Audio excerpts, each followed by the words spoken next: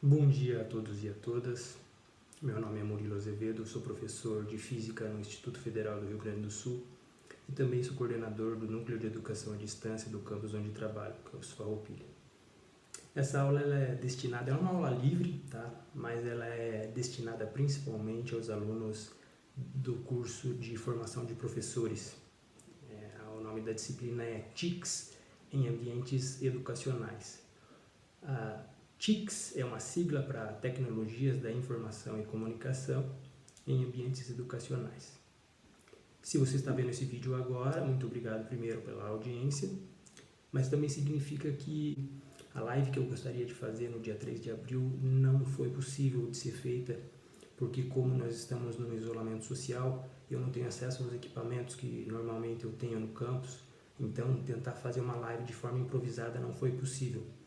Principalmente por causa da velocidade da internet, que aqui é um pouco menor do que nos grandes centros urbanos. Isso é uma coisa que eu gostaria de trazer um pouquinho mais tarde, mas já vai ser pauta da nossa discussão aqui.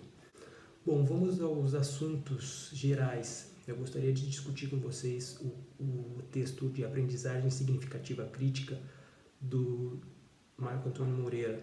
Ele é professor também de Física na URGS, na Universidade Federal do Rio Grande do Sul, e trabalha com aprendizagem significativa. O texto é esse daí que está na sua tela. Se você puder baixar ele para assistir junto com a aula, vai ser ainda melhor, você vai conseguir acompanhar de uma maneira mais espontânea e vai entender melhor o que eu estou falando, porque está tudo aqui no texto.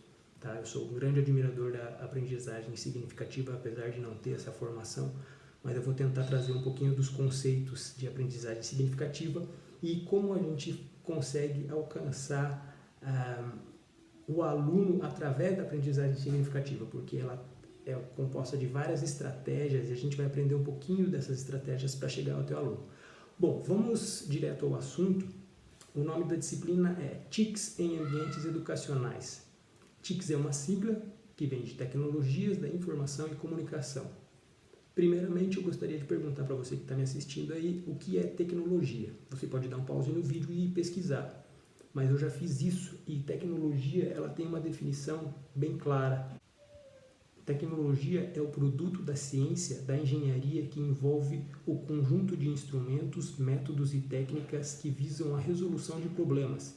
É uma aplicação prática do conhecimento científico em diversas áreas de pesquisa. A palavra tecnologia tem origem no grego, tekne, que significa técnica, arte ou ofício, juntamente com o sufixo logia, que significa estudo. Então, tecnologia nada mais é do que o estudo da técnica, e essa técnica ela é fruto, ela é proveniente da ciência e da engenharia, principalmente. Vamos levar mais para esse lado da ciência, e o lado da arte também tem um campo de pesquisa muito profundo para as técnicas artísticas, mas a gente não vai abordar isso agora. Então a palavra tecnologia ela vem de um conjunto, ela integra instrumentos e técnicas que servem para resolver problemas, mas eu vou mais adiante. A tecnologia ela é um conjunto de instrumentos, métodos e técnicas que facilitam os processos. Tá? Toda tecnologia ela tem o objetivo de facilitar os processos. E esses processos eles podem ser qualquer tipo de processo que você queira fazer, desde o aperfeiçoamento de uma ferramenta até a produção de um produto qualquer, de um produto final. Eu posso ir direto aos exemplos. A tecnologia ela está em todos os processos humanos hoje. Hoje é impossível viver sem tecnologia. Mas eu vou falar de tecnologia num sentido mais que vocês consigam se localizar dentro da tecnologia. Vocês estão assistindo esse vídeo por causa de um dispositivo tecnológico. É um tablet, é um computador. E essa tecnologia ela foi possível chegar até você por causa da internet. A internet também é um conhecimento científico que foi aplicado à engenharia. E a engenharia desenvolveu processos para levar e trazer informações na velocidade da luz. Tá? Então, nós usamos tecnologia para nos comunicar, por exemplo. Tá? Mas agora vamos voltar, vamos regredir um pouco. Tecnologia é algo que facilita os processos, que resolve os problemas. Portanto, a calculadora é tecnologia, porque ela resolve um problema matemático que você talvez não conseguiria resolver. Né? Uma conta de dividir, por exemplo, com números muito grandes, é complicado você fazer de cabeça. Então você usa a tecnologia, ou seja, uma calculadora para resolver outro problema. Vamos voltar mais um pouco. O processo de comunicação é um processo extremamente complexo, mas nós desenvolvemos tecnologia para facilitar os processos, para facilitar a comunicação. Então nós inventamos o e-mail, a raça humana, né? A humanidade inventou a tecnologia do e-mail, mas antes disso, antes do e-mail havia a carta. Antes da carta havia o livro. E antes do livro havia a fala. E antes até mesmo da fala havia uma conexão entre indivíduos que não era através da fala, era através de mímica, de gestos, de desenhos. Tudo isso é tecnologia, porque tudo isso ajuda a comunicação. Né? Vamos regredir mais ainda, lá nos Homens das Cavernas. A tecnologia ajudou o homem, Homo sapiens, que era caçador e coletor, a sair da caverna. Por quê? Ele conseguiu dominar o fogo. O fogo é a primeira, uma das primeiras tecnologias que nós usamos até hoje e que permitiu alavancar a possibilidade, a quantidade de possibilidades que o ser humano tem. Outra tecnologia é a roda. A roda também alavancou, abriu muitas portas para que o ser humano, as pessoas pudessem fazer coisas que antes não faziam. Então veja que o conceito de tecnologia ele é muito amplo. Ele vai das coisas mais complexas até coisas mais simples. Um abridor de garrafa é tecnologia. Sem ele você não conseguiria abrir a garrafa só com as mãos. Uma caneta é tecnologia. Sem ela você não poderia escrever. Ou um lápis, ou até mesmo o barro que era impresso nas pedras. Tudo isso é tecnologia. Então o conceito de tecnologia ele é muito amplo e a gente pode ficar divagando sobre ele aqui bastante tempo. Mas eu preciso que você tenha isso na sua cabeça para que a gente possa avançar. A outra letra importante da sigla de Tecnologias da Informação e Comunicação é a palavra informação. Né? A informação é aquilo que alguém publica, que gostaria que mais pessoas tivessem acesso à informação. A informação ela é difundida em algum meio. Né? Se ela não for difundida em algum meio, ela não é informação, ela é um segredo. Tá? Então ela tem que ser difundida. E ela tem que ser verdadeira. Tá? Uma informação ela não pode ser falsa, porque senão é invenção de alguém. Tá? Uma informação ela realmente existe. Tá? Ela é publicada, ela é difundida porque alguém difundiu e porque aconteceu. Se essa pessoa difundiu uma coisa que não aconteceu, é outra coisa. Né? Então a informação, primeiramente, ela existe. E ela é basicamente verbal, mas ela pode ser uma técnica também, né? Eu posso passar uma técnica de uma pessoa para outra através das informações, né? As informações, o passo a passo de determinados processos. Então você já vê aí que tecnologia e informação são palavras que se encaixam. Da mesma forma, comunicação, né? Essa informação ela precisa ser comunicada. E como que você comunica isso? Pelos meios de comunicação que você tem disponível, né? Seja ele jornal, seja ele rádio, seja ele TV, seja ele e-mail, seja ele a voz, a própria fala, uma música, através da arte, enfim, né? Teatral, cinema. Então a comunicação ela acontece sempre de uma pessoa para outra, é sempre no plural. Tá? Então a comunicação vai mais nesse viés de ajudar a informação a circular. Né? A próxima palavra da sigla é em ambientes educacionais. Então, as tecnologias que vêm da ciência, das engenharias, unida com as informações que são passadas, né, de geração em geração, para que isso não se perca, pode ser através de um livro, inclusive, e que comunicam as pessoas dentro dos ambientes educacionais. E nós aqui nós estamos em um ambiente educacional, queira ou não queira. Né? Você está longe espacialmente, mas se você veio atrás do vídeo com um viés educacional, né, nós estamos num ambiente educacional também. E dentro desse viés educacional que nós temos aqui, a gente pode tentar discutir um pouco sobre o texto do Marco Antônio Moreira, que é o texto Aprendizagem Significativa Crítica, né, que eu passei em sala de aula, a gente leu com os alunos, mas eu gostaria de abordar mais algumas coisas aqui com vocês também. É esse o texto e vamos diretamente a ele. Podemos, ao final das contas, aprender somente em relação ao que já sabemos.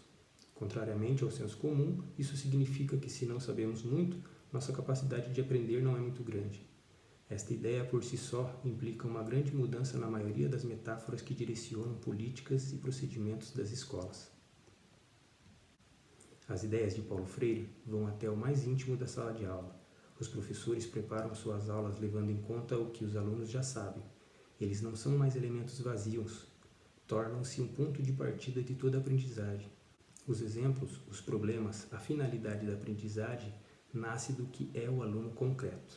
Então veja que aqui o Moreira ele coloca esses dois trechos de texto para encabeçar o texto que ele vai escrever com base nos conhecimentos de aprendizagem significativa, mas principalmente a partir do que o aluno já sabe. Tá? Então, se o aluno sabe, ele aprende. Se o aluno não sabe, também existem formas de fazer ele aprender sem o conhecimento prévio. São técnicas diferentes, mas partindo sempre do que o aluno já sabe. Né? E ele sabe alguma coisa, todo mundo sabe alguma coisa. Tá? Os nossos saberes eles são diferentes, mas eles existem e o aluno gosta de aprender a partir do que ele já sabe, porque é mais fácil. Tá? E o professor precisa facilitar isso. Tá? Então, implica uma metáfora de aprender a partir do que você já sabe. Tá?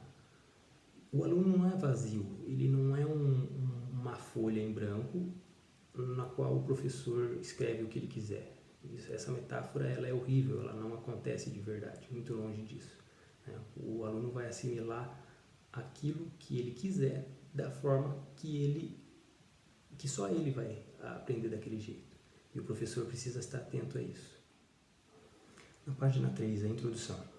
No último capítulo de seu livro, Teacher as Subversive Active, Postman e Weingartner diziam em 1969 que, embora devesse preparar o aluno para viver em uma sociedade caracterizada pela mudança, cada vez mais rápida, de conceitos, valores, tecnologias, a escola ainda se ocupa em ensinar conceitos fora de foco, dos quais os mais óbvios eram o conceito de verdade absoluta, fixa, imutável, em particular desde uma perspectiva polarizada, do tipo boa ou má. Acho que nunca a gente viu tanto isso, né? Uma polarização tão grande das opiniões, principalmente. Ou é direita ou é esquerda, ou é cima ou é baixo, ou é voando ou é rastejando. Não tem um meio termo, as coisas não vão de um lado a outro, elas são polarizadas, positivo e negativo. Na física isso funciona muito bem, ou é positivo ou é negativo, mas na sociedade ela não é uma perspectiva muito boa. O conceito de certeza, existe sempre uma e somente uma resposta certa, e é absolutamente certa. É um conceito bem antigo, aristotélico, né, de que as coisas elas precisam estar no seu lugar, elas precisam ter uma finalidade, uma única finalidade. Se uma planta é uma planta, ela é uma planta porque ela precisa ser uma planta.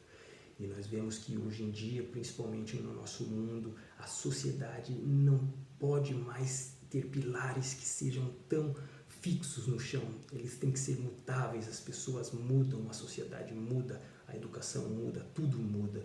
Então, o conceito de verdade e o conceito de certeza, eles são muito antigos, mas mesmo assim eles ainda são ensinados na sala de aula. Você vai se pegar ensinando verdades absolutas, pode ter certeza disso. O conceito de entidade isolada, ou seja, A é simplesmente A, e ponto final, de uma vez por todas. Novamente repetimos, né, que as coisas elas não são absolutas, elas são mutáveis, e esse conceito de A ele pode até ser aplicado até determinado ponto, mas não podemos generalizar de jeito nenhum, principalmente na sala de aula. A gente precisa ser flexível com os alunos, ainda mais quando a gente vai entrar nesse conceito de conhecimento prévio, né? Se o aluno traz um B ao invés do A que você gostaria, aí a gente vai entrar num confronto. E como desembaraçar esse nó? O conceito de estados e coisas fixos, com a percepção implícita de que quando se sabe o nome, se entende a coisa. Mais para frente o texto vai abordar novamente esse conceito de entidade fixa, de percepção, de coisa, de que quando você aprende o nome da coisa, você sabe exatamente o que ela é. É muito fácil perceber que isso não é verdade. Quando você aprende uma nova palavra, não necessariamente você sabe o que ela significa. O conceito de causalidade simples, única, mecânica, a ideia de que cada efeito é o resultado de uma só facilmente identificável causa. Isso é muito newtoniano, né? A lei da ação e a reação. É claro que ela funciona num universo limitado, desde que você não exponha o teu sistema a variáveis térmicas e elétricas, por exemplo, isso funciona muito bem, mas ela não funciona em todas as situações. O conceito de que diferenças existem somente em formas paralelas ou opostas, bom ou ruim, certo ou errado, sim e não, curto, comprido, para cima e para baixo, e etc. E novamente a bipolarização, né? Isso funciona muito bem para cargas positiva ou negativa, polos, norte e sul, leste ou oeste, sul ou norte. Mas quando você trata de aprendizagem, que é um processo humano, isso não vai dar certo. Nós temos que aprender que o aluno não tem apenas duas opiniões. Ele pode transitar entre os opostos. O conceito de que o conhecimento é transmitido, que emana de uma autoridade superior e deve ser aceito sem questionamento. Bom, o conhecimento, ele não é um objeto, né? Não é uma tocha que você passa do professor para o aluno. Ele não pode ser transmitido, né? Mesmo porque a transmissão, ela vincula duas pessoas, né? Duas pessoas ou mais. E o objeto que é transmitido, ele é literalmente o mesmo, né? Então, o mesmo conceito que o professor aborda em sala de aula é o mesmo conceito que o aluno vai absorver na sua estrutura cognitiva. Mas o jeito que o professor passa e o jeito que o aluno entende, eles não são iguais. Então, essa coisa da transmissão, a informação, ela se transformou. Por isso, não pode ser transmitido, porque a informação agora ela é diferente, né? Ela não é nem boa, nem ruim, ela é diferente, né? Quando passa do professor para o aluno, isso não é uma simples transmissão, ok? Quando eu falo de transmissão, eu posso pensar numa transmissão de rádio ou de TV, porque a informação que saiu da rádio é a mesma informação que chegou até o ouvinte, né? Não houve distorção de informação. O que o locutor falou é exatamente o que o ouvinte ouviu. Então, transmissão já não é aprendizagem, porque as pessoas entendem coisas de maneiras diferentes, dependendo do contexto. Concluí, então, dizendo que seria difícil imaginar qualquer tipo de educação menos confiável para preparar os alunos para um futuro drasticamente em transformação do que aqueles que promovessem conceitos e atitudes como esses da lista. Dessa educação resultaria personalidades passivas, aquiescentes, dogmáticas, intolerantes, autoritárias, inflexíveis e conservadoras, que resistiriam à mudança para manter intacta a ilusão de certeza. Bom, nós notamos muito isso na nossa sociedade porque a nossa sociedade foi ensinada pelo sistema educacional, que tem essas características que foram listadas no texto. São pessoas extremamente dogmáticas, extremamente metódicas, que não relativizam as coisas, é sempre A ou B, sim ou não. Elas são pessoas passivas muitas vezes. Isso eu estou falando da sociedade geral, tá? Eu me encaixo também em algumas dessas características, não é só porque eu estou falando que a gente não pode ser também hipócrita de dizer que, nossa, o texto está dizendo e eu não me encaixo aí, né? A nossa sociedade em geral se encaixa nessas características e eu, como parte da sociedade, também me incluo como tendo essas características. Passividade, são sujeitos aquiescentes, dogmáticos, intolerantes, muitas vezes intolerantes, né? É claro que você não vai colocar todas essas características em uma pessoa, mas você percebe que elas se pulverizam aí pela população. Bom, mas as relações humanas elas não são desse jeito, né? Elas precisam ser mutáveis, elas precisam ser mais flexíveis. A sociedade conseguiu evoluir porque existiam dentro das sociedades pessoas que pensavam de uma maneira inovadora, que não eram necessariamente regradas com relação ao que está posto. O conceito de verdade absoluta ele foi deixado de lado para que entrasse uma outra cultura de mudança mesmo, né? Lembrando que mudança não é necessariamente para melhor, mas apenas de diferente, né? Porque os problemas vieram à tona, né? Vários problemas antigos que só foram possíveis ser contornados graças a uma mudança de pensamento. Ao contrário, as estratégias intelectuais de sobrevivência nessa época de energia nuclear e de viagens espaciais dependeriam de conceitos como relatividade, probabilidade, incerteza, função, causalidade múltipla ou não causalidade, relações não simétricas, graus de diferença e incongruências ou diferenças simultaneamente apropriadas. Tais conceitos deveriam ser promovidos por uma educação que obtivesse um novo tipo de pessoa, com personalidade inquisitiva, flexível, criativa, inovadora, tolerante e liberal, que pudesse enfrentar as incertezas e ambiguidades sem se perder e que construísse novos e viáveis significados para encarar as ameaçadoras mudanças ambientais. Todos esses conceitos constituiriam a dinâmica de um processo de busca, questionamento e construção de significados que poderia ser chamado de aprender a aprender. Então veja que a sociedade, na época de 1969, ela tinha problemas novos e não é possível resolver problemas novos usando estratégias antigas. Então a sociedade mudou, mas o sistema educacional ainda não mudou. Ainda hoje a gente vê sociedades dinâmicas, processos muito diferentes do que eram antigamente, mas o sistema educacional ainda é bem rígido. Bom, nessa época existia a guerra que era chamada de Guerra Fria, né, entre Estados Unidos e União Soviética. Vocês devem se lembrar dos livros de história que não foi uma época, foi uma época de guerra, mas a guerra ela não era literalmente batalhada, ela era mais uma guerra armamentícia nuclear e espacial, né? As duas potências tentando mostrar uma para a outra quem tinha maior poder bélico, né? E é claro que se você deseja, por exemplo, lançar uma ogiva nuclear no seu inimigo de guerra, é necessário levar essa ogiva nuclear até lá. E como existe o Atlântico e metade do mundo separando esses dois países, é necessário você criar uma bomba, uma arma e levar até outro país. Pode ser por um míssil ou pode ser por um foguete, são inúmeras as possibilidades. E quando você consegue contornar metade do planeta num foguete, para dar a volta no planeta fica relativamente fácil, porque metade do trabalho você já fez.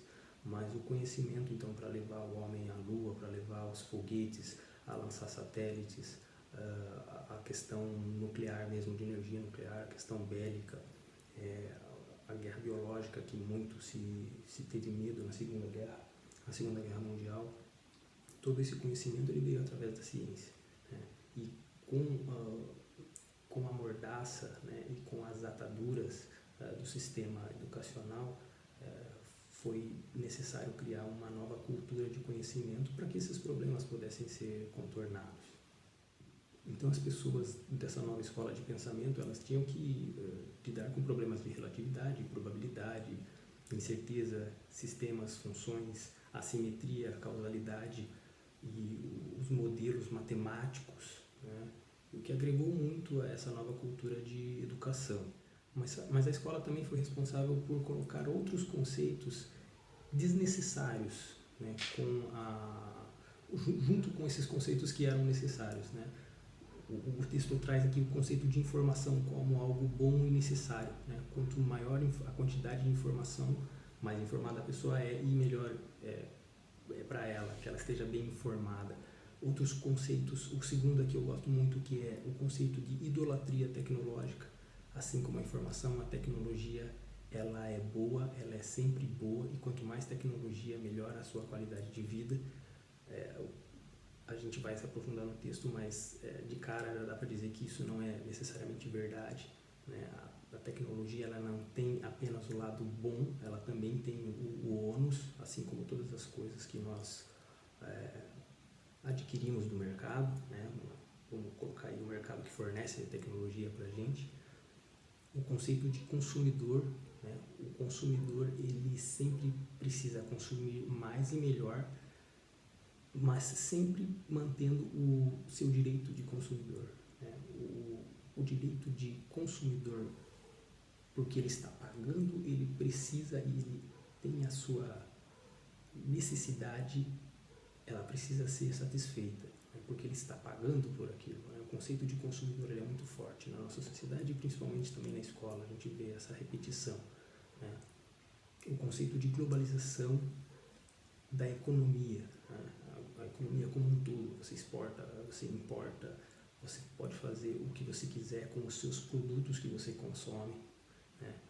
E aí a gente pode colocar um gancho ainda no outro conceito, que é o conceito de informação. Então você pode importar a informação, você pode comprar a informação importada, né? Então os três conceitos aí numa só ação. E o conceito de que o mercado dá conta, né?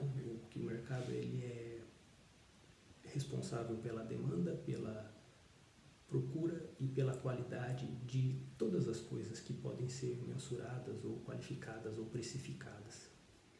O texto também traz o exemplo da escola, né, que é como se a escola ou a educação fosse uma mercadoria que pudesse ser mensurada aí pela mão invisível do mercado de John Stuart Mill. O mercado dá conta da demanda, da procura, da qualidade, e se você não tem uma qualidade na educação, significa que você não está exercendo o seu direito de consumidor, ou você não tem poder aquisitivo o suficiente para conseguir adquirir uma educação de qualidade. A gente sabe que isso também está longe da realidade, porque existem instituições, a minha instituição mesmo, né, ela é uma instituição gratuita de ótima qualidade, e se você sair aí Brasil afora, você vai encontrar várias instituições que você precisa investir financeiramente para ter acesso à educação daquela instituição, e nem por isso isso garante uma qualidade boa. Pois é, até agora o texto e nós aqui discutimos os pontos negativos do sistema educacional que nós temos hoje, né? A educação massiva. Mas é claro que todo bom texto, ele não pode apenas mostrar o lado negativo do problema, ele também tem que oferecer soluções alternativas para que aquilo comece a ser feito de maneiras diferentes. Tá? O texto traz o conceito de aprendizagem significativa, porque talvez se os professores adotassem a aprendizagem significativa no cerne da sala de aula, talvez não até nos currículos, mas no cerne da sala de aula, se o professor individual fizer isso na sala de aula dele, aquele aluno que está prestando atenção na aula dele, aquele aluno que é fruto do trabalho do professor, ele pode ter sucesso, né? Talvez a discussão não seja ampliar a aprendizagem significativa massivamente para todas as escolas do Brasil, por exemplo, né? Talvez essa discussão possa ser secundária, mas o relacionamento entre professor e aluno, ele pode ser dado a partir da educação, da aprendizagem significativa. O conceito de aprendizagem significativa, ela está ancorada no conceito de estrutura cognitiva. Tá? Então, todos nós temos uma estrutura cognitiva, aprendemos de uma maneira individual e única. Tá? E sob que forma nessa estrutura cognitiva? Acreditamos que a aprendizagem significativa deva se ancorar, deva se basear na estrutura cognitiva que o aluno tem. Tá? O aluno, ele é capaz de absorver determinados conteúdos, processar esses conteúdos e ancorá-los na estrutura cognitiva dele. Tá? Mas a estrutura cognitiva, ela é o que o aluno já sabe. Ela compõe o que o aluno já sabe. Ela é necessariamente o aluno. O aluno tem uma estrutura cognitiva única e individual. E para o aluno aprender significativamente, ele precisa pegar um novo conceito e ancorar num conceito que ele já tem na sua estrutura cognitiva. Isso é chamado de conhecimento prévio. O que o aluno já sabe é o conhecimento prévio. Tá? Então, o aluno já sabe, ele chega na tua sala de aula, ele não é uma folha em branco, ele é parte do mundo, o mundo faz parte dele, ele existe, né? Ele não é uma folha em branco, ele tem uma estrutura cognitiva. E a gente precisa abordar a partir daí para ensinar significativamente. Sabemos que a aprendizagem significativa caracteriza-se pela interação cognitiva entre o novo conhecimento e o conhecimento prévio. Nesse processo, que é não literal e não arbitrário, o novo conhecimento adquire significados para o aprendiz e o conhecimento prévio fica mais rico, mais diferenciado, mais elaborado em termos de significados e adquire mais estabilidade. Nós também sabemos que a variável que mais influencia na aprendizagem significativa do aluno é o conhecimento prévio. Isso não é novidade, não é um conceito tão recente assim. Então, uma frase que eu gosto muito desse texto é: se queremos promover a aprendizagem significativa, é preciso averiguar esse conceito prévio e ensinar de acordo.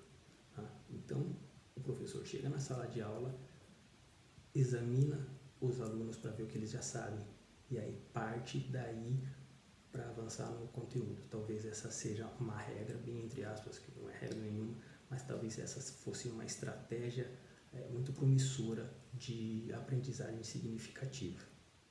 Bom, o conceito de aprendizagem significativa pressupõe que esse conceito é não arbitrário e não literal.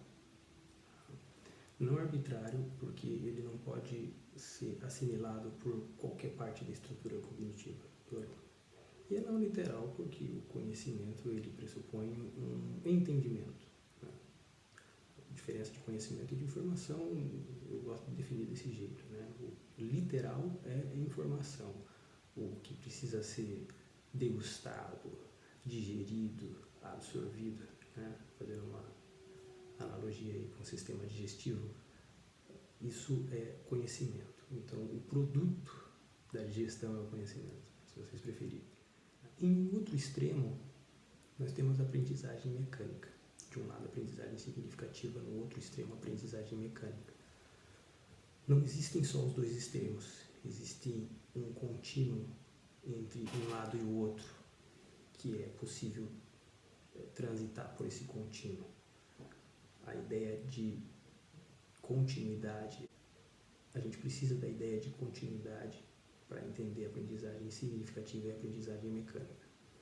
A aprendizagem mecânica não é o contrário de aprendizagem significativa. Ela está no outro extremo por uma questão pedagógica de aprendizado, mas ela não é ruim, como se a aprendizagem significativa fosse boa e a aprendizagem mecânica fosse ruim. Não é isso. Ela é uma maneira diferente de fazer com que o aluno aprenda. Ele vai aprender? Vai, mas ele vai aprender mecanicamente. Esse aprendizado mecânico, ele tem várias falhas. Se ele aprende mecanicamente, provavelmente ele não vai conseguir extrapolar, generalizar o aprendizado para todas essas situações, porque a aprendizagem mecânica pressupõe uma lista ou um rol de problemas que você pode resolver. A aprendizagem mecânica, eu posso dar um exemplo aqui que é a tabuada. A aprendizagem mecânica da tabuada é quando você decora aqui 7 vezes 5 é 35, mas você não sabe por quê. O aluno, quando está aprendendo a tabuada, ele simplesmente decora. E se ele simplesmente decorar, ele pode até passar na prova, mas se ele não identificar que 5 vezes 5 são 7 somas do número 5, se ele não aprender esse conceito por trás da tabuada, ele vai apenas decorar. Ele vai apenas repetir uma coisa que o professor gostaria que ele repetisse na prova, mas isso não necessariamente é aprendizado. Extrapolando ainda um pouquinho para a área de matemática, no cálculo é a mesma coisa.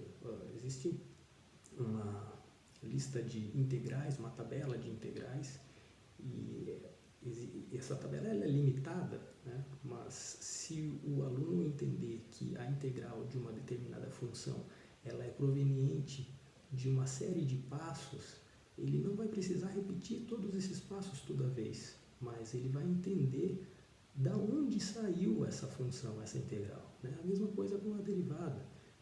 Então, entender o processo é aprendizagem significativa.